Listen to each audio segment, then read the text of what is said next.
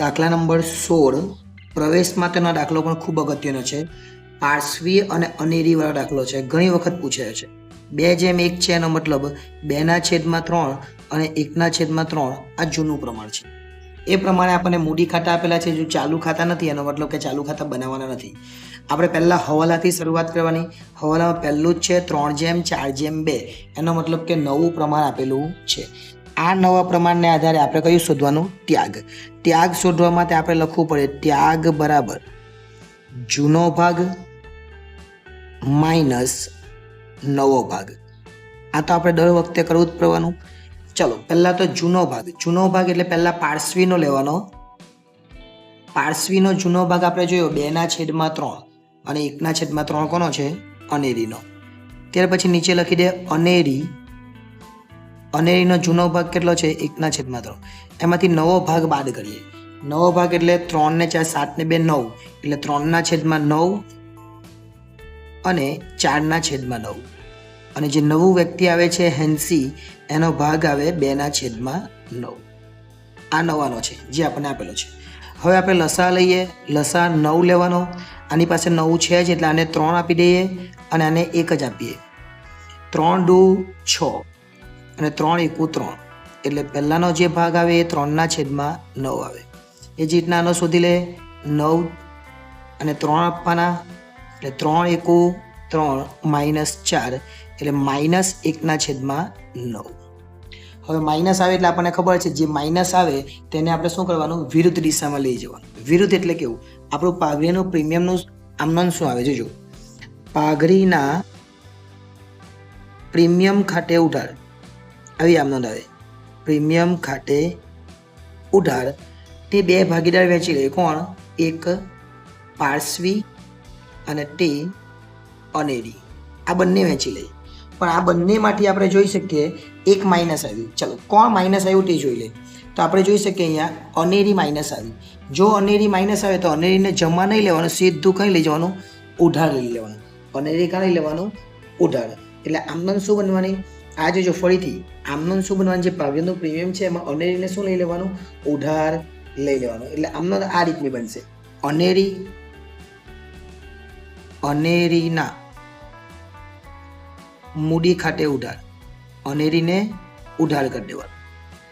ત્યાર પછી પાઘડીનું પ્રીમિયમ તો છે જ એટલે પાઘડીનું પ્રીમિયમ પર આવવાનું. પણ એ લાવે કેટલા છે એ પણ જોઈ લેવાનું. પહેલાં 40,000 રોકડા લાવશે. આ 40,000 જે રોકડા લાવવાનો છે એ 40,000 આપણે વહેંચવાના આવે. પણ એ 40,000 રોકડા મૂડી તરીકે લાવે છે. પાઘડીનું મૂલ્યાંકન કેટલું થયું? 90,000. તો પહેલાં તો આપણે હેન્સીની પાઘડી જોઈ લેવાની. હેન્સીની પાઘડી કેટલી થવાની? 90,000 ગુણ્યા હેન્સીનો ભાગ 2/9 એટલે હેન્સીની પાઘડી કેટલી આવે? 20,000 આવે. હેન્સીએ 20,000 લાવવાના છે. આગળ વાંચીએ. હેન્સી લાવે કે નહીં લાવે આપણને ખબર નથી. કોઈ જગ્યાએ લખ્યું નથી. એટલે હેન્સીએ 20,000 લાવવા પડે. 20,000 લાવવા પડે પણ હેન્સી નહીં લાવે તો એનું નામ લખવાનું. અહીંયા જો હેન્સીની મૂડીને પાયા તરીકે રાખી પાર્શ્વીને અનેરીની મૂડી નવી પેઢીમાં નફા નુકસાનના પ્રમાણ રાખવી અને જરૂરી હવાલા ચાલુ ખાતામાં નાખવા. કાં નાખવાના છે? ચાલુ ખાતામાં. ખરેખર પાઘડી કેટલી? 90,000. એ લાવે કેટલા? 40,000 રોકડા. એ પાઘડી લાવે એવું કોઈ જગ્યાએ લખ્યું નથી. નહીં લાવે તો પાઘડીનું જે પ્રીમિયમ છે એમાં એની જગ્યાએ હેન્સીનું નામ લખવાનું. એટલે હેન્સીના મૂડી ખાતે ઉધાર. હેન્સીના મૂડીની જગ્યાએ ચાલુ લખવાનું. કેમ કે જે કંઈ હવાલા છે એ ચાલુ ખાતે નાખવાના છે. જો આમનો નાની આ જ પણ આની જગ્યા પર પ્રીમિયમની જગ્યાએ હેન્સીનું નામ લખવાનું. અનેરી જે જમા હતી એને ઉધાર લખવાનું. અને પાર્શ્વી તો જમા છે જ તે પાર્શ્વીના મૂડી ખાતે. ચલો હેન્સીમાં કેટલા? તો હેન્સીમાં તો 20,000 છે જે આપણે ગણી લીધા. હેન્સીનો ભાગ કેટલો? 2/9 20,000. તો 2/20 તો એકે કેટલા આવે? 10 આવે. 2/20 આવે તો એકે 10,000. એકે 10,000. ચલો 2/20 એકે 10,000 તો 3 કેટલા આવવાના? પાર્શ્વીમાં 30,000 એટલે આ 30,000 આવે. એટલે આ પ્રમાણેની આમાંથી આમનોંધ બને અને આ આમનોંધને આપણે વહેંચવાની આવશે. ચલો સૌ પ્રથમ આપણે ચાલુ ખાતા તો નથી બનાવેલા પણ મૂડી ખાતા બનાવેલા છે. બાકી આગળ લાવ્યા લખી દે. મૂડી ખાતામાં બાકી આગળ લાવ્યા લખવાની. બાકી આગળ લાવ્યા કેટલી મૂડી છે? તે 91,000 અને 84,000. એટલે લખવાનું એ 91,000 અને 84,000. અને હેન્સીમાં મૂડી નથી લખવાની, પણ હેન્સી મૂડી તરીકે લાવે છે. અહીંયા જો હેન્સી મૂડી તરીકે 40,000 રોકડા લાવશે એટલે લખવાનું રોકડ ખાતે, અને મૂડી તરીકે કેટલા લાવે છે 40,000. જો મૂડી તરીકે 40,000 રોકડા લાવે તો રોકડ ખાતામાં બી લખવું પડે, એટલે પહેલાં રોકડ ખાતામાં લખવાનું બાકી આગળ લાવ્યા, બાકી આગળ લાવ્યા. ચાલો રોકડ કેટલી આપેલી છે તો 56,000, એટલે આ આવી ગયું, આ પણ આવી ગયું. રોકડ 56,000 છે એટલે 56,000 ને પહેલાં લખી દે, અને આ રોકડા તરીકે મૂડી લાવેલો છે એટલે મૂડીમાં પણ લખી દે હેન્સીના મૂડી ખાતે, હેન્સીના મૂડી ખાતે કેટલા 40,000. હવે 20,000 પેલી પાઘડીની વાત કરીએ. પાઘડી લાવવાની પહેલાં લાવ્યો નથી એટલે એમાંનું નામ લખ્યું. ખરેખર શું આવે પાઘડીના પ્રીમિયમ ખાતે તે પાસવીટે અનેરી માઇનસ આવી એટલે ઉધાર લઈ ગયા. કેમ માઇનસ આવી તો અહીંયા માઇનસ આપણે જોયું, એ માઇનસ આવી એટલે એને ઉધાર લઈ ગયા અને પાસવી તો જમા છે. અને આ જે પ્રીમિયમ છે એની જગ્યાએ નામ શું લખ્યું ચાલુ ખાતે, કેમ કે લાવે નહીં એટલે એનું નામ લખવાનું, એનું નામ છે હેન્સી. અને ચાલુ કેમ લખ્યું કારણ કે ચાલુ ખાતામાં હવાલા આપવાના છે એટલે જોઈએ છે. ઓકે ચલો હવે આની એન્ટ્રી આપી દઈએ. અહીંયા શું છે પાસવી જમા છે એટલે પાસવીને ઉધાર લખીએ, પાસવી જમા છે એટલે પાસવીને શું લખવાનું ઉધાર, એટલે ઉધાર બાજુ પર લખીએ પાસવીના મૂડી ખાતે. અહીંયા ઉધાર બાજુ પર લખવાનું પાસવીના મૂડી ખાતે. ચલો પાસવીના મૂડી ખાતે રકમ કેટલી લખવાની તો પાસવીના મૂડી ખાતે રકમ લખવાની અનેરીમાં 10,000. કેટલા લખવાના અનેરીમાં 10,000. ઓકે હેન્સીમાં નહીં લખવાનું, કેમ આ 20,000 તમને દેખાય પછી તો ચાલુ ખાતામાં છે, ચાલુ ખાતામાં એટલે સીધા જ ક્યાં લઈ જવાના આ હેન્સીના ચાલુ ખાતા નવા પાકા સરવાળામાં લઈ જવાના, એટલે નવા પાકા સરવાળામાં લઈ જવાનું હેન્સીના ચાલુ ખાતે. અહીંયાથી એન્ટ્રી આપી દે હેન્સીના ચાલુ ખાતે કેટલા તો 20,000 છે. ઓકે ચાલો હવે આ જે બંને ઉધાર છે આ બંને ઉધાર એને જમા બાજુ પર લખવાના, એટલે મૂડી ખાતાની જમા બાજુ લખવાનું હેન્સી અને અનેરી, અહીં લખવાનું મૂડી ખાતાની જમા બાજુ પર હેન્સીના મૂડી ખાતે. હેન્સીના મૂડી નથી પણ હેન્સીમાં શું છે ચાલુ, હેન્સીના ચાલુ ખાતે, અને અનેરીના મૂડી ખાતે, અનેરીના મૂડી ખાતે જે આપણે રકમ લખવાની પાસવીમાં લખવાની કેટલી 10,000, ચાલુમાં તો 20,000 છે, આ 20,000 આપણે લખાઈએ અહીંયા 20,000 બરાબર, ચાલુમાં 20,000 છે અને અનેરીમાં આપણે 10,000 ઉપર આગળ લઈ ગયા તે એટલે આ 10,000. ઓકે એટલે આ પોઈન્ટ અહીંયા પૂરો થાય. આગળ હવાલા નંબર એના પછીનો લોન પર 1 વર્ષનું વ્યાજ ચૂકવવાનું બાકી. લોન કેટલી છે 35,000, 35,000 પર 10% એટલે કેટલા થવાના 3500. ચૂકવવાનું બાકી એટલે મૂડી દેવા બાજુ પર લખવાનું ચૂકવવાનું બાકી લોનનું વ્યાજ, ચૂકવવાનું બાકી લોન પર વ્યાજ 35,000 ના 10% એટલે કેટલા આવે 3500. આ જમા બાજુ છે, બીજી અસર ઉધાર બાજુ આપવાની, બીજી અસર ઉધાર બાજુ પર લખવાની પુનઃ મૂલ્યાંકનની ઉધાર બાજુ લોન પર વ્યાજ લખવાનું, લોન પર વ્યાજ કેટલું તો આપણે જોયું 3500 રૂપિયા થયું. આગળ પાસવીના અંગત ખર્ચના ચૂકવેલ 5600 નફા નુકસાન ખાતે ઉધારેલા છે. પાસવીના ચૂકવેલા, જો પાસવીના આપણે ચૂકવ્યા એટલે પૈસા જાય તો કાં આવે, જો કોઈ પણ વ્યક્તિ લાવે તો મૂડી ખાતાની જમા બાજુ અને જો લઈ જાય તો મૂડી ખાતા. તો પાસવીના આપણે ચૂકવ્યા એટલે આપણા પૈસા જાય તો ઉધાર બાજુ લખવાનું શું અંગત ખર્ચા છે પાસવીના. જોઈ રહ્યા કયા આ હવાલા નંબર 4 5600 આપણે ઉધારેલા છે એટલે અહીંયા લખવાનું શું પુનઃ મૂલ્યાંકન ખાતે, અહીં લખવાનું પુનઃ મૂલ્યાંકન ખાતે કાઉન્સમાં અંગત ખર્ચ, જે પાસવીનો અંગત ખર્ચ છે એટલે પાસવીમાં લખવાનું 5600. શું લખ્યું આપણે પુનઃ મૂલ્યાંકન, એટલે પુનઃ મૂલ્યાંકનની જમા બાજુ લખવાનું, પુનઃ મૂલ્યાંકનની જમા બાજુ પર લખીશું પાસવીના મૂડી ખાતે કાઉન્સમાં અંગત ખર્ચ 5600. એટલે આ હવાલો પૂરો થઈ જાય. ચલો ત્યાર પછી પુનર્ગઠન ખર્ચના 8400 અનેરીએ ચૂકવ્યા, એટલે અનેરી ધંધામાં પૈસા લાવતી કહેવાય. લાવે તો કાં લખવાનું જમા બાજુ પર, એટલે જમા બાજુ પર લખવાનું પુનઃ મૂલ્યાંકન ખાતે, પુનઃ મૂલ્યાંકન ખાતે કાઉન્સમાં શું લખીએ આપણે? તો અહીંયા લખેલું છે અનેરી જે પુનર્ગઠન ખર્ચા, એટલે આપણને ખબર પડે કયા છે પુનર્ગઠન ખર્ચા. કોણે ચૂકવ્યા? તો અનેરીએ ચૂકવ્યા 8,400. એટલે અનેરીના ખાનામાં લખી દે 8,400. અહીંયા પુનઃ મૂલ્યાંકન લખ્યું એટલે પુનઃ મૂલ્યાંકનની ઉધાર બાજુ પર લખવાનું કોણે ચૂકવ્યા છે? તો અનેરી. એટલે અનેરીના મૂડી ખાતે, અનેરીના મૂડી ખાતે કાઉન્સમાં પુનર્ગઠન ખર્ચા 8,400 અનેરીએ ચૂકવેલા હતા. ઓકે, આગળ પાઘડીનું મૂલ્યાંકન આવી ગયું. હેન્સીની મૂડીને પાયા તરીકે રાખી, હેન્સીની જે 40,000 મૂડી છે એને પાયા તરીકે રાખવાની નવી મૂડી નવી પેઢીમાં નફા નુકસાનના પ્રમાણે એ અત્યારની એ પછી છેલ્લે આપવાની છે. હવે આપણે જે જૂનું છે એ બધું પૂરું કરી દઈએ. જૂનુંમાં શું છે? તો પહેલાં મૂડી અનામત 14,700 છે એને વેચી દેવાનું. ચાલો લખી દઈએ મૂડી અનામત. અહીંયા લખીએ મૂડી અનામત 14,700 છે. કેટલા છે? 14,700. જૂનું પ્રમાણ કેટલું છે? તો જૂનું પ્રમાણ આપણે જોઈ શકીએ 2:1 છે. જૂનું પ્રમાણ 2:1 અને જૂના પ્રમાણ વેચી દેવાનું એટલે 2/3 અને 14,700 ગુણ્યા 1/3.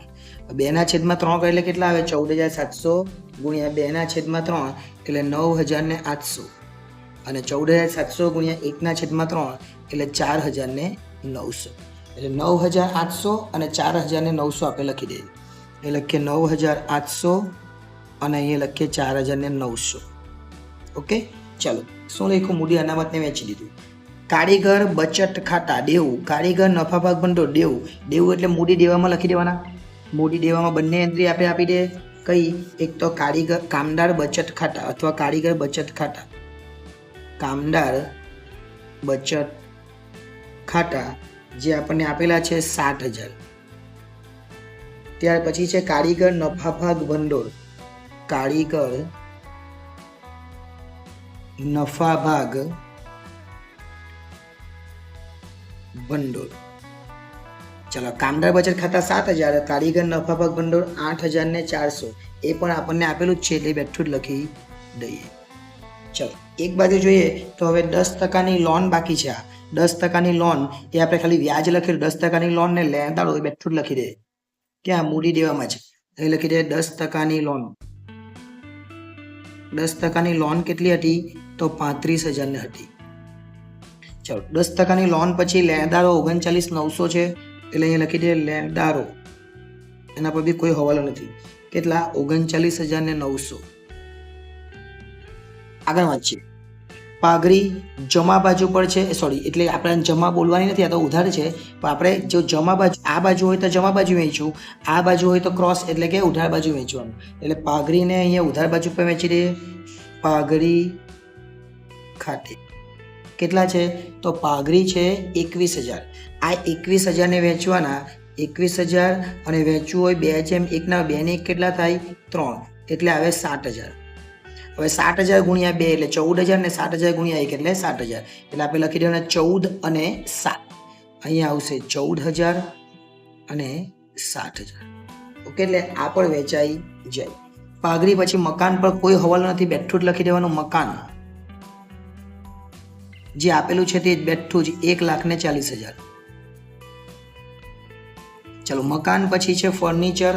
તો ફર્નિચર પર પણ આપણને કોઈ હવાલો નથી. મકાન આવી ગયું, ફર્નિચર પર કોઈ હવાલો નથી. 28,000 બેઠા છે. અહીં લખીએ ફર્નિચર. એટલે ફર્નિચર પર પણ હવાલો નથી, બેઠા જ છે 28,000. ચલો ફર્નિચર પછી આપણે જોઈએ શું છે?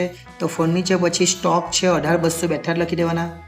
અહીં લખીએ સ્ટોક 18,200. ચલો સ્ટોક પછી શું આપેલું છે? તો સ્ટોક પછી દેવાદારો 16,800. દેવાદારો પર કોઈ હવાલો નથી, બેઠા જ લખી દેવાના. દેવાદારો 16,800. હવે કદાચ બધી જ વિગતો આવી ગઈ એવું લાગે છે, એટલે કંઈ જ રહેતું નથી. બધું ઉપર આવી ગયું, આ પર આવી ગયું. એટલે હવે પહેલાં જ પુનઃ મૂલ્યાંકન ખાતું બંધ કરી દેવાનું. ચલો પુનઃ મૂલ્યાંકન ખાતાનો એક બાજુનો સરવાળો જોવાનો. પહેલાં આપણે ઉધાર બાજુ અને જમા બાજુમાંથી કઈ વધારે છે એ જોવાનું. અહીંયા 5,600 છે, પાપડ વધારે. આ 400 ને 3,500 છે, વધારે છે. એટલે 11,900 સરવાળો અહીંયા આવે અને એ જ સરવાળો આપણે જમા બાજુ પર લઈ જવાનો. એને શું કહેવાય? તો એને કહેવાય બાકી આગળ લઈ ગયા. પણ શું કાં લઈ જવાનું? મૂડી ખાતામાં. એટલે એ લખવાનું મૂડી ખાતે અને એ લખવાનું ખોટ. પેલી બાજુ નફો આવે, આ બાજુ ખોટ, અને પ્રમાણ છે 2:1. કોને લઈ જવાનું છે? 2 જણાને આપવાનું છે. એક પાર્શ્વી છે એને આપવાનું છે અને એક અનેરી છે એને આપવાનું છે. આ 11,900માંથી 5,600 બાદ કરે તો આપણને ખોટ કેટલી મળે? 6300 મળે. અને આ 6300 બે વ્યક્તિને વેચી દેવાના. 2:1 છે એટલે 6300 ગુણ્યા 2/3 અને 6300 ગુણ્યા 1/3. ચાલો 6300 ગુણ્યા 2/3 કરીએ આપણે, એટલે 63 ભાગ્યા 21, 21 × 42 એટલે 4200 આવે. અને આ 21 6300 છે એટલે 21 ગુણ્યા એટલે 2100 આવે. એટલે 4200 ને 2100 આવ્યા. આ કાં છે? આ જમા બાજુ પર છે. મૂડી ખાતાની ઉધાર બાજુ લખવાનું પુનઃ મૂલ્યાંકન ખાતે.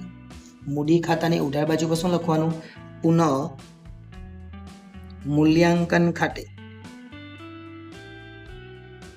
કેટલા આવેલા છે? તો 4200 આવેલા છે અને 2100 આવેલા છે. 4200 અને 2100. હવે મૂડી ખાતા બંધ કરવાના, પણ લખવાનું નહીં. મૂડી ખાતા બંધ કરી દેવાના, પણ લખવાનું નથી. કેમ નથી લખવાનું એ સમજાવું. કે એક હવાલો હતો આપણો, અને એ હવાલો બહુ અગત્યનો હતો. જે હવાલો આપણને ખરેખર કામ લાગે એવો હવાલો છે. પહેલાં આ બધી બાજુનો સરવાળો કરવાનો, આ બાજુ બધી જે સરવાળો છે એ બાદ કરવાનો, અને પછી કુલ મૂડી જોવાની. અને જે કુલ મૂડી છે એ મૂડી પ્રમાણે આપણે કઈ મૂડી રાખવાની છે? તો જે એવું કીધેલું છે, નવા નફા નુકસાનના પ્રમાણમાં રાખવી. હેન્સીની મૂડીને પાયા તરીકે રાખવાની. હેન્સીની મૂડી કેટલી છે? તો હેન્સીની મૂડી 40,000 છે. હેન્સીનો ભાગ કેટલો? તો 2/9. એટલે એવું કહેવાય 2/9 હેન્સીની મૂડી કેટલી? 40,000. હેન્સીની મૂડી 2/9 40,000. આ હેન્સીની મૂડી સાંભળજો. હેન્સીની મૂડી 2/9 40,000. તો 3/9 કેટલી? તો 3/9 કેટલી? એટલે હેન્સીનો તો 40 છે જ. હવે 3/9 કેટલી એવું કરવા જાય તો કેવી રીતના કરવાના? તો 40,000 ગુણ્યા 3/9 છેદમાં 2/9. એટલે આ 9 તો નીકળી ગયા. 2000 એટલે આ 20 આવે. અને 20 તાલી કેટલી આવે? 60,000. એટલે જે પહેલું છે કોણ છે? પાર્શ્વી. પાર્શ્વીને 3/9 લીધે ને આપણે, આ પાર્શ્વી. એટલે પાર્શ્વીમાં કેટલા આવ્યા? 60,000. એટલે અહીંયા આપણે લખવાનું બાકી આગળ લઈ ગયા. આ તો આપણને 40 આપેલા જ છે, એ 2/9 ભાગ, અથવા આ 3/9 કેટલા આવ્યા? 60,000. હવે ત્રીજું તો શોધવાની બી જરૂર નથી. કેમ? 2/9 40,000. જોજો 2/9 કેટલા? 40,000. તો આનો ભાગ તો કેટલો છે? 4/9. એટલે આના કરતાં ડબલ કહેવાય. ડબલ કહેવાય એટલે કેટલા આવવાના? ડબલ કહેવાય એટલે શોધવા વખત ખબર પડી જાય કેટલા આવે? 80,000. એટલે તમે આ રીતે શોધી શકો. એટલે અહીંયા લખી દેવાના 80,000. ઓકે. અને હવે જે જવાબ આવે એ જવાબને કાં લઈ જવાનું? ચાલુ ખાતામાં લઈ જવાનું. કે એ લોકો હવાલા ચાલુ ખાતામાં નાખવાના કીધેલા છે. એટલે આ ખાતાને બંધ કરીએ. હવે ચલો આ બંધ કરી દે. અહીંયા પર બંધ કરી દે. પહેલાં કોઈ એક વ્યક્તિને બંધ કરવાનો. કોઈ એક વ્યક્તિ એટલે હેન્સી છે એને બંધ કરી દે. 40,000 છે એ હેન્સીના 40,000 આપણા પર છે એટલે હેન્સી તો બંધ થઈ ગયો. ચાલો આ બાજુ 84 ને 8,400, 8,400 ને 4,900. અને આ બાજુ જોવાના અહીંયા 80,000 છે. 80 ને 10 90, 90 ને 97, 97 ને 99 100. એટલે અહીંયા આવે 99 100. અહીંયા 99 100 લખવાના. અને એમાંથી આ જે 3 વિગત છે 3 તો બાદ કરવાની. એટલે આવે 1,800. આ 1,800 અહીંયા લખવાના ચાલુ ખાતે. ચાલુ ખાતે એટલે આપણે આ શોધેલું કહેવાય. બરાબર. હવે આ સરવાળો જો અહીંયા 60 છે ને અહીંયા 91 છે. એટલે આ વધી જવાના. એટલે 91, 20, 10 ને 98. એટલે 130, 800. 1,30,000 ને 800. આ 1,30,000 ને 800 અહીંયા લખવાના. આ બધી વિગતો બાદ કરવાની. 1,30,800માંથી આ ઉધાર જેટલું બી આપેલું છે એ બધું બાદ કરી દે તો આપણને કેટલા મળે? 47,000 મળે. અહીંયા લખવાનું ચાલુ ખાતે. ચાલુ ખાતે આ શોધેલું કહેવાય. કઈ ચાલુ ખાતે? પાર્શ્વી. આ ઉધાર છે તેને જમા લખવાનું એટલે મૂડી દેવામાં લખવાનું પાર્શ્વીના ચાલુ ખાતે. અહીંયા પાર્શ્વીના ચાલુ ખાતે 47,000. કેમ ચાલુ ખાતે? ચાલુ ખાતા તો છે જ નહીં, પણ આપણે હવાલો ચાલુ ખાતે નાખવાનો કીધેલો છે એટલા માટે. ચાલો ત્યાર પછી અહીંયા જુઓ. અહીંયા ચાલુ ખાતે કોનામાં? અનેરીમાં છે. એટલે અનેરી કાં છે? જમા. એટલે જમા બાજુ એટલે આપણે ઉધાર બાજુ લઈ જવાનું. જો જમા હોય તો આપણે ક્યાં લઈ જવાનું? ઉધાર બાજુ. એટલે અહીં લખવાનું અનેરીના ચાલુ ખાતે. અનેરીના ચાલુ ખાતે. એટલે એ 1800 પણ અહીંયા આવી ગયા. ચાલો, એ ખાતું તો બંધ થઈ ગયું. હવે રોકડ ખાતું બંધ કરીએ. રોકડ ખાતામાં શું છે? તો બે જ વિગત આપણને આપેલી છે. એટલે 96,000 થઈ. એ 96 જમા બાજુ મૂકી દેવાના. એટલે અહીંયા 96,000 જ વધે. અહીં લખવાનું બાકી આગળ લઈ ગયા. ત્યાં પ્રશ્નાર્થ ચિહ્ન અને રોકડ શિલ્લકને નવા પાકા શ્રેણીમાં લઈ જવાનું. ત્યાં લખવાનું રોકડ અથવા બેંક અથવા રોકડ ખાતે. રોકડ અથવા બેંક ખાતે. કેટલા? 96,000. હવે મૂડી તો આપણી પાસે છે જ જૂની, તો મૂડી લખી દઈએ આપણે. મૂડી 2 ભાગીદાર હતા અને ત્રીજી આવી. એટલે પહેલાં લખવાનું પારસવી, પછી અનેરી અને પછી હેન્સી. જે મૂડી આપણે શોધી કાઢી 60,000, 80,000 અને 40,000. આ જ પોઈન્ટ આ હવાલામાં નવો હતો, બરાબર ને? એટલે 60 ને 40 1,00,000 ને 80,000 થાય. આ 60 ને 40 1,00,000 ને આ 80,000, બરાબર. હવે બધાનો સરવાળો કરી દેવાનો. બંને બાજુ જવાબ સરખો આવી જવો જોઈએ.